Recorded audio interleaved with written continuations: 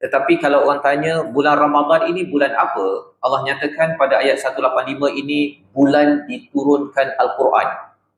Bukan sekadar bulan puasa. Pasal Ramadan dah ada sebelum fardu puasa.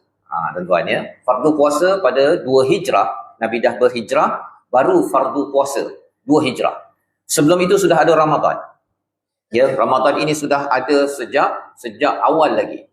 Jadi kalau ada yang bertanya apa kepentingan Ramadan, Allah nyatakan bulan Ramadan bulan diturunkan Al-Quran, dan Al-Quran itu ada 3 fungsi yang Allah nyatakan pada ayat ini. Yang pertama, Al-Quran itu hudan linnas, petunjuk kepada seluruh manusia.